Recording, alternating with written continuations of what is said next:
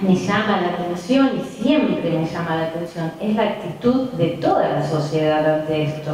Yo en ese momento pensaba, y lo sigo pensando ahora, es que si los jueces pueden hacer esto, ¿no?, que es tan macabro, es porque hay una sociedad que la permite. Y cuando la sociedad acá no permitió que este juez Piombo hiciera la barbaridad que pudieron escribir, y en verdad los colegios, ¿sí?, de abogados y la facultad le prohibió el ingreso, hubo toda una movida mediática y de la sociedad, esta gente tuvo que renunciar. Esto nos muestra para mí cuál es el camino. El camino es que dejemos de que sean impunes los agresores y los cómplices que muchas veces están escondidos dentro de la justicia. Y bueno, en ese camino de hacer el grupo de ayuda con otras madres y ahí entonces cuando uno se empieza a encontrar con otras madres, dejas de pensar que es tu propia historia particular la que hace que tengas esta mala suerte, que te tocó justo estos jueces, justo este perito. Tenés abogados, en mi caso yo tenía una abogada que decía que mi carácter, mi modo de ser, era el que hacía mal a nivel judicial y estaba perjudicando a mi hija. Entonces, después te encontrás con una madre que dice, vos sabés que yo no puedo parar de llorar cuando voy a verlo al juez. ¿Qué le decía al abogado? Como te la pasás llorando, el juez toma las conductas que toma porque vos te la pasás llorando. Entonces, empezamos a ver, y una dice, bueno, la mala suerte mía es que él tiene contactos políticos, y la otra dice, la mala suerte mía es que él es periodista, y la otra dice, la mala suerte mía es que no sé. Entonces ahí nos empezamos a dar cuenta que no era una cuestión de mala suerte, que había un sistema, ¿sí? Y lo que sentimos, en verdad, es que tenemos una sociedad adulta que no tiene ganas de asumir sus propios dolores de infancia. Y eso es lo que yo trato de decir una y otra vez. Yo traté de negar mi infancia en el sentido de ir para adelante, luchar por todas las injusticias que podía haber y olvidarme de que tenía una herida, de que fui vulnerable y de que el tener una herida, yo siempre digo que si uno sale a una carrera y tiene la pierna enyesada, es mejor que lo sepa. Es mejor saber que tenemos heridas, porque el saber que tengo heridas me va a dar algunas cuestiones que tienen que ver con el cuidado y el autoconocimiento. Esto de decirnos a los heridos, no importa, salí, andá a correr, y al lado me lo ponen a gol. O sea, más bien que salgo a la cancha debilitada, mal y con más riesgo. Y a mí me parece que esto es fundamental en cada una de las que hemos sufrido infancias difíciles, donde nuestros adultos no nos cuidaban. No hace falta haber tenido abuso. O sea, mis adultos a mí no me cuidaban, con un padre golpeador y una mamá que me obligaba a darle el beso de la buenas noches después que me había fajado.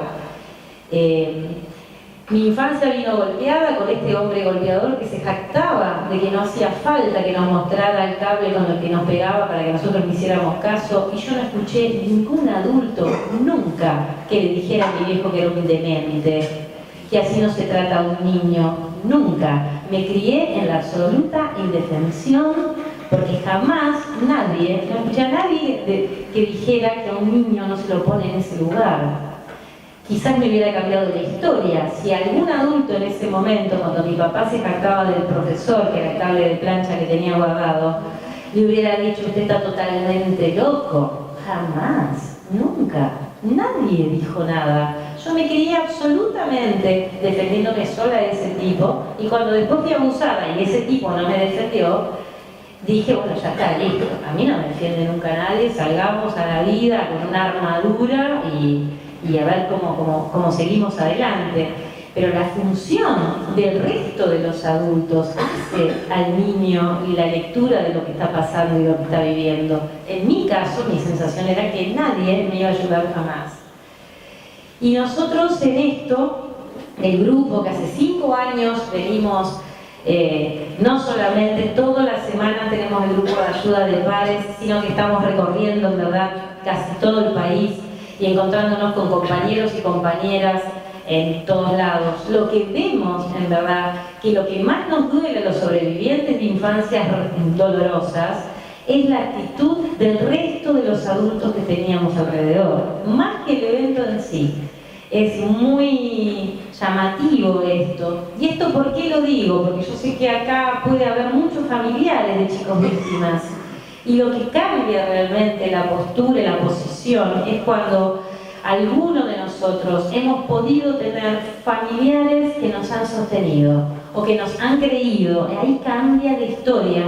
Y cambia la historia aún cuando somos grandes y lo pudimos contar, que recibir de manera empática, respetuosa, sabiendo la importancia del tema, nos cambia la sensación y podemos ir sanando.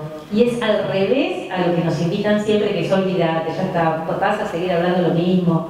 O sea, esto es muy importante y es lo que nosotros tratamos de repetir y de llevar como mensaje esperanzador, porque creemos que solamente adultos conscientes, primero de que los únicos que podemos resolver el tema del abuso sexual en la infancia, el maltrato a los niños, somos los adultos. Esto es algo para nosotros un convencimiento. No creemos que la prevención del abuso pase porque los niños estén informados. La prevención del abuso lo vamos a poder lograr entre adultos cuando protejamos a los niños de los abusadores. Cuando hay una denuncia, en verdad, inmediatamente se impida el contacto del presunto abusador con niños. Que no tengan trabajo los docentes que tienen denuncias o que han estado implicados en caso de abuso es fundamental, ¿sí? O sea, esa es la prevención. ¿Qué hago con el abusador? Y con respecto a los niños, no diciéndole al niño que sepa que no puede ser tocado, porque yo siempre en esto digo que si yo a un cordero le digo, mirá que si viene algo que gruñe, ladra, que nota los dientes, un lobo, cuidado, y pongo al cordero con el lobo se lo lastra. Y acá es lo mismo, si yo pongo un niño con un abusador, el abusador lo va a abusar. Porque es abusador, porque es grande, porque el niño es vulnerable, porque hay una disparidad absolutamente grande. Lo que queremos es tener adultos al que ese niño pueda ir a contarle y que podamos tener mecanismos para escucharlos y defenderlos y hacer algo. Que eso sería el cambio sustancial. Por eso nosotros insistimos tanto en esto de transformarnos en esos adultos que nos hubiera gustado tener cuando éramos niños. Y que bueno, para eso trabajamos y en verdad tenemos muchísima esperanza, esta esperanza que nos hace día a día recibir mensajes de compañeros de todo el país y de países también fuera del nuestro, que nos hace sentir que somos un movimiento, que estamos intentando cambiar la historia a partir de asumirnos sí como heridos. Y eso no está mal. En este momento yo les digo, no está mal en mí asumir, sí, tuve una infancia dolorosa, fui herida, fui vulnerable. Esa infancia dolorosa, herida y vulnerable me hizo, ¿sí?, tener elecciones y sostener vínculos que no fueron quizás los mejores. Mi hija tuvo que ligarla, en verdad, en esta situación, por una mamá muy vulnerable que no pudo defenderla en su momento, pero que la verdad, cuando vino y se instauró en nuestra vida, empezó a ordenarnos. Y a mí me obligó a ir a buscar a esa niña que fui, mimarla un poco, y reconocerla como herida, y el continuar y estar hoy acá. Así que... Desde mi lugar de sobreviviente adulto, el solo hecho de que los niños que han sufrido esta injusticia hayan tenido adultos que les hayan creído y que y le hayan demostrado que se podían jugar por ellos, por protegerlos, eso es algo que nos llena de esperanza con respecto al futuro de esos niños víctimas. Ese tipo de actitudes y de compromisos son los que marcan una diferencia. Nosotros, que como bien contaba Silvia, como la mayoría de los adultos sobrevivientes de este delito, lo último que tuvimos fueron adultos que nos creyeron, adultos que nos protegieron o adultos que se la jugaron por nosotros.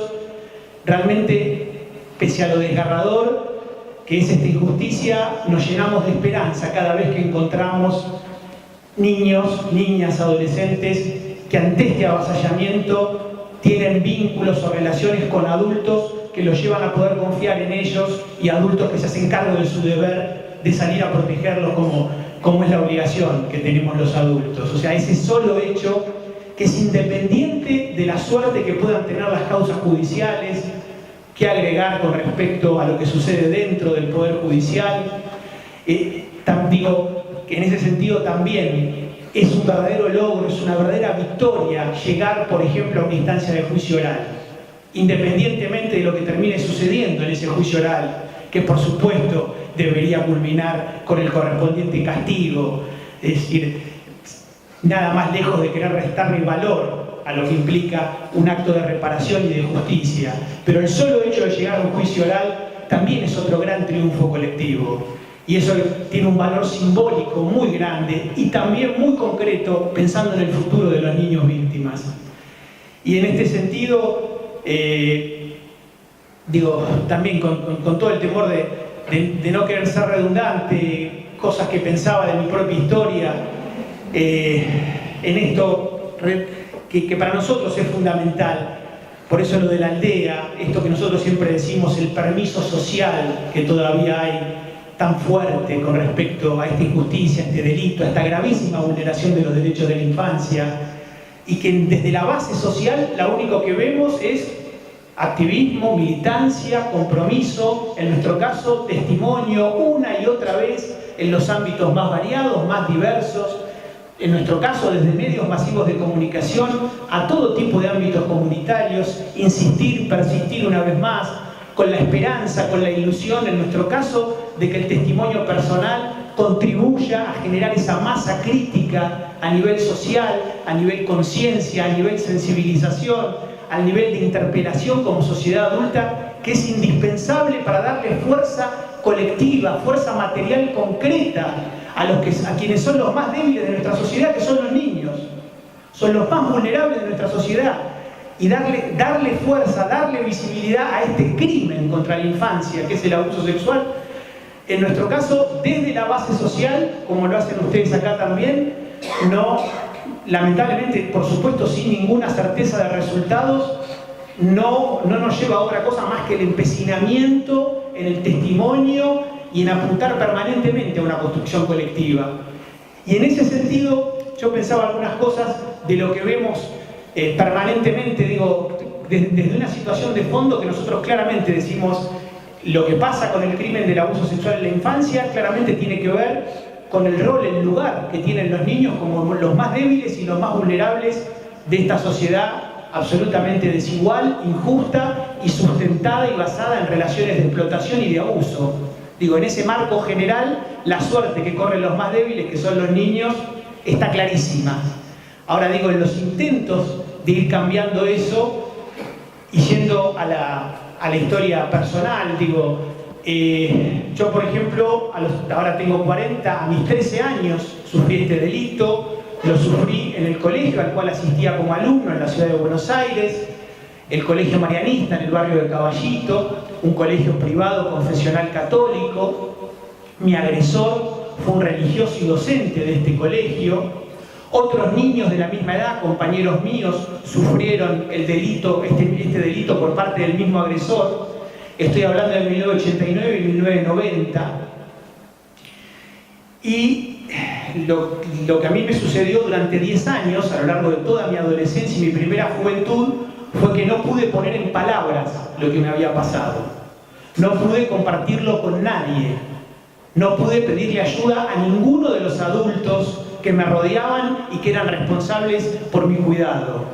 No pude hacerlo con mis padres, en mi casa, donde, entre otras cosas, los vínculos, los modos de relación que teníamos, las relaciones de poder que había ahí adentro, me llevaban a mí a sufrir episodios de violencia física, de distintos tipos de malos tratos, que claramente, por ejemplo, me hacían sentir que mis viejos, si hay algo que yo percibí y sentía, eran que no eran personas confiables ante lo que me estaba pasando. Ni que hablar el colegio donde sufría estos abusos. Estoy hablando, les reitero, 1989, 1990, para que se den una idea, este colegio marianista en ese momento todavía era un colegio exclusivamente de varones, donde imperaba lo más estereotipado de la cultura patriarcal, machista, violenta, de aquello de que los hombres sufren y no lloran, los hombres se hacen a los golpes, los hombres no exteriorizan sentimientos, el que lo hace es un maricón. Digo, toda esta atrocidad absolutamente todavía legitimada y naturalizada por las familias que elegían a este colegio para que sus hijos sean educados, muy mal educados en este aspecto, con conceptos completamente represivos, siniestros de la sexualidad. Yo siempre lo cuento una y otra vez públicamente, y estos episodios, en mi caso, más de 20 años después, perdón si está resultando un poco confuso mi relato, más de 20 años después yo pude lograr justicia y reparación por lo que me había sucedido. Finalmente llegué inclusive a una instancia de juicio oral y público, donde quien fuera mi abusador en el año 2012 terminó siendo juzgado y condenado por estos delitos a 12 años de cárcel por el delito de corrupción de menores calificada reiterada.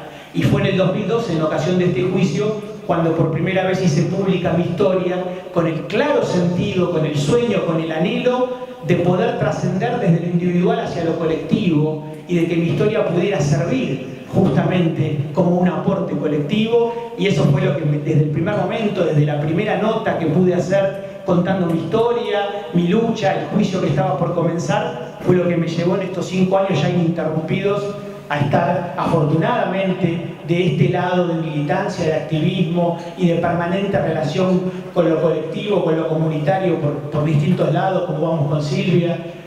Y digo, yendo y viniendo en el relato, aquel fines de los 80, principios de los 90, en ese colegio marianista, terminando nuestro 7º grado, y estas cuestiones, digo, cuando hoy tenemos los paradigmas de protección integral de derechos, cuando por ejemplo hoy tenemos la Ley de Educación Sexual Integral en Argentina desde el año 2006, que como todo lo que tiene que ver con los derechos de infancia, debido a la irrelevancia política y pública que tienen, siguen siendo el último orejón del tarro, e incumplir esos derechos no ocasiona ningún costo político. Digo, la Ley de Educación Sexual Integral, que ya cumplió una década, lo vemos en todo el país, a donde vamos, prácticamente no se la conoce, no se la aplicó, faltó voluntad política transformadora para llevarla adelante, falta compromiso desde los sindicatos docentes a la hora de querer capacitarse en torno a esta ley y a sus paradigmas y a sus principios claramente de derechos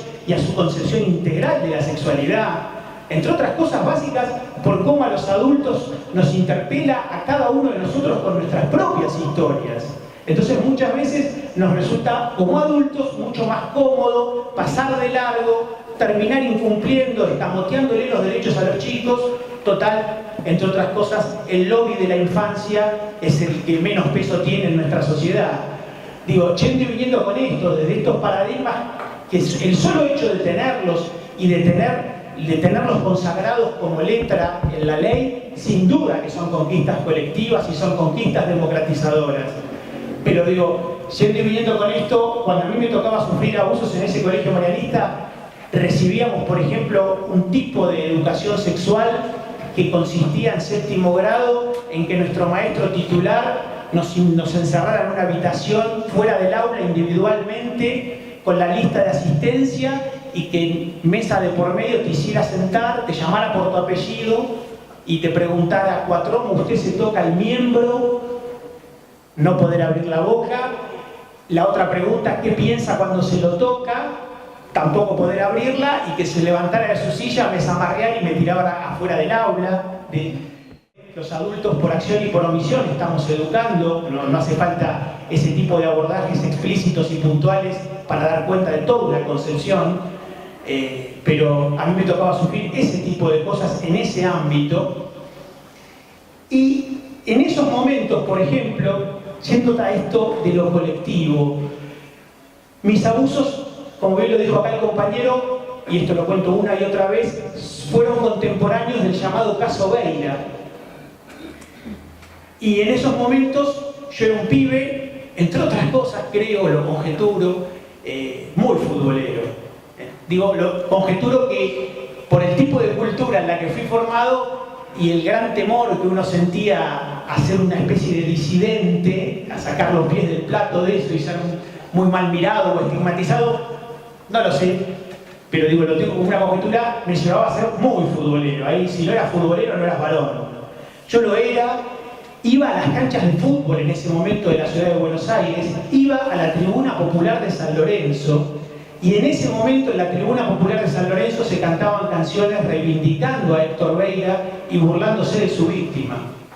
Porque entre otras cosas, los medios de comunicación de aquel momento, desde el vamos, dieron a conocer la identidad del niño y hicieron un tratamiento infame y canallesco. Y yo siempre me acuerdo que tener a mi alrededor a miles de personas adultas, varones en su gran mayoría, buena parte de ellos entiendo que padres de familia, reivindicando a Beira y burlándose de su víctima, yo siempre lo cuento, a mí me hacía sentir que ese mundo, que esa sociedad adulta que me rodeaba, muy lejos de saber, primero escucharme, creerme, y ni que hablar de ayudarme ante lo que a mí me estaba pasando, mi sensación era que si yo intentaba hacer algo, esa sociedad adulta que me rodeaba me iba a aniquilar. Yo me acuerdo, a su vez, las tribunas de enfrente a la de San Lorenzo cantaban canciones como Che Bambino, vos me das a Sonia Pepe y yo te doy a mi sobrino. Sonia Pepe era la mujer de Héctor Beira, que era una modelo publicitaria. Y esto además, digo, permítame extenderme en la anécdota simbólica de Beira, porque tiene unas vueltas de tuerca que hablan todavía de lo que nos pasa colectivamente con este crimen, absolutamente inquietantes. Digo, Héctor Beira, después de cumplir condena en la cárcel de Devoto por este delito a mediados de los 90, por Mauricio Macri, que en ese entonces era el presidente del club Boca Juniors, fue llevado como entrenador. O sea, el castigo, el ostracismo al cual fue condenado Beira por esta sociedad fue ser llevado a ser técnico del club de fútbol más popular de la Argentina. Y no solo esto, Mauricio Macri, hoy presidente de la República, al día de hoy sigue reivindicando públicamente su amistad con Héctor Bambino Beira, sin que esto ocasione ninguna voz crítica, por lo menos, podríamos decirlo, por la mitad del país opositora políticamente a Macri. Digo, sin ir más lejos, desde que Mauricio Macri es presidente, en por lo menos 3 discursos públicos citó a Héctor Bambino Beira. Como dice mi amigo el Bambino Beira, frases del tipo la base está, y no ha pasado nada, ni por derecha ni por izquierda. Digo, más allá de que en mi caso particular, mi visión, claramente yo creo que en ese caso, no quiero cargar las tintas en esto, pero yo soy de los que creen que hay un blindaje mediático con respecto al actual presidente, pero mucho más allá de eso, no deja de ser muy inquietante y muy perturbador que desde una multiplicidad de actores políticos, sociales, este tipo de cuestiones pasan totalmente desapercibidas. Quiero decir, cuando fue la segunda vuelta electoral presidencial del 2015, todo el espacio opositor a Mauricio Macri no consideró que este era un tema para traer a la consideración pública. Y algo más que quiero decir también en términos de tratar de motivar una reflexión crítica, porque esto nosotros lo discutimos muchas veces al interior de compañeras y compañeros de este camino, como son las organizaciones feministas, de mujeres, de diversidad sexual, de derechos humanos en general. Yo quiero decir, si todo esto que yo acabo de contar, de que, por ejemplo, hoy es el presidente de la República, si Mauricio Macri se refiriese en los mismos términos a Ricardo Barreda, ¿esto pasaría desapercibido? Mi conjetura, y afortunadamente, es que no. Porque si lo hiciera, afortunadamente, multiplicidad de colectivos, de organizaciones, de militancias y de activismos, y muchísimos de nosotros saldríamos como corresponde a hacer sentir nuestra indignación pública. Quiero decir, mi conjetura en ese sentido sigue siendo que quiero creer que no tendría margen para hacerlo. Lo mismo digo si esto que acabo de contar, que sucede con Héctor Bambino Beira, así como si yo dijera, si se reivindicara amigo de Barreda y citara frases de Barreda, si esto sucediera, por ejemplo, con Astiz, con un genocida de la última dictadura. Afortunadamente saldríamos montones a no dar lugar a tamaña atrocidad. Ahora, sin embargo, con respecto a este crimen contra la infancia, desgraciadamente debo decir que en los ámbitos que estamos comprometidos con los derechos humanos, con la búsqueda y la construcción de otra sociedad muy distinta a la actual, infinitamente más igualitaria, más justa, en plenitud de derechos, Digo, aún en todo ese campo, este tema también pasa desapercibido y también parece irrelevante. Y no me parece menor resaltar esto también en otro ámbito como la universidad pública en el que estamos hoy en día y una carrera como la de la Facultad de Derecho. Bueno, cuestión que entre otras cosas en la Defensoría, pero muy puntualmente en la Defensoría del Pueblo de la Ciudad de Buenos Aires, obtuve una resolución muy buena de la Defensoría validando mi posición, mi intento de no ser silenciado por este colegio marianista, con muy buenos argumentos. Y cuando fui a retirar esa resolución a la sede de la Defensoría, el empleado que me la entrega, como un comentario me dice: Alicia es amiga de Jorge Bergoglio, tiene un muy buen concepto de él y considera que si vos vas a pedirle ayuda a él en esta lucha que está llevando adelante, él se va a poner de tu lado. Yo me acuerdo que recibí ese comentario, esto me quedó repiqueteando. Siempre fui una persona que, entre otras cosas, tuve una mirada muy crítica de la jerarquía católica por su rol a lo largo de la historia social, política en Argentina. Y la verdad, digo, se podía llamar Bergoglio como podía tener cualquier otro nombre. Estábamos hablando de la jerarquía católica, en este caso de la ciudad de Buenos Aires. Pero finalmente me decidí y como al día de hoy lo sigo haciendo, ya ahora claramente a nivel colectivo y con nuestra asociación, somos claramente de ir al frente con este tema a donde sea, con todo tipo de interlocutores, con principios muy claros. Me decidí, me presenté en la sede del arzobispado con la resolución de la Defensoría en la mano. En ese momento la causa penal estaba firme, pero al mismo tiempo paralizada porque este señor Pigliocchi se encontraba prófugo de la justicia con la orden de captura internacional en su contra.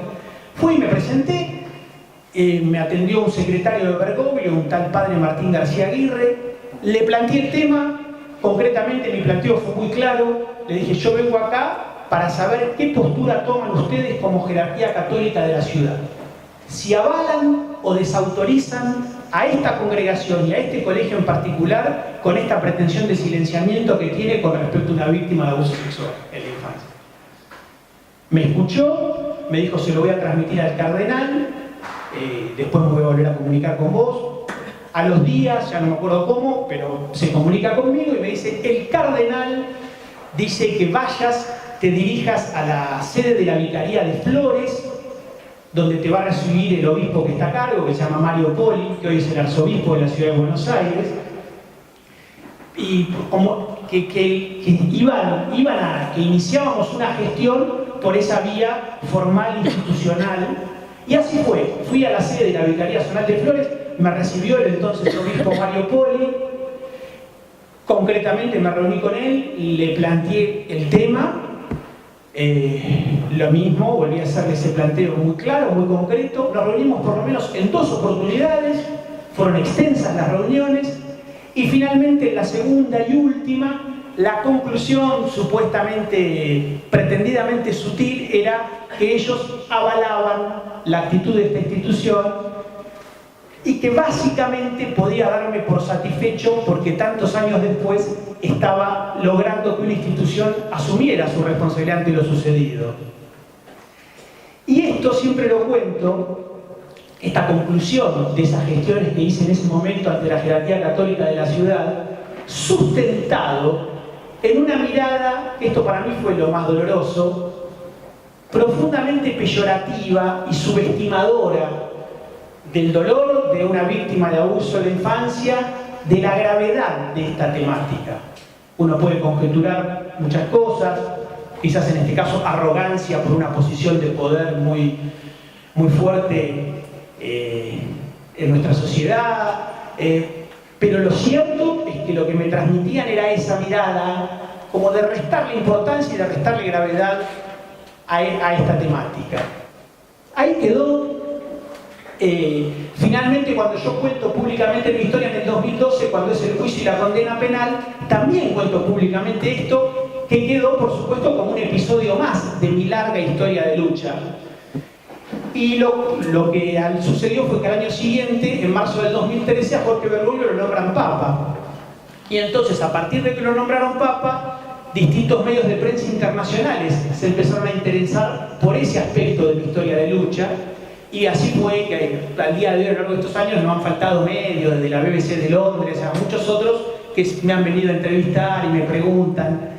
Y acá con esto quiero ir cerrando.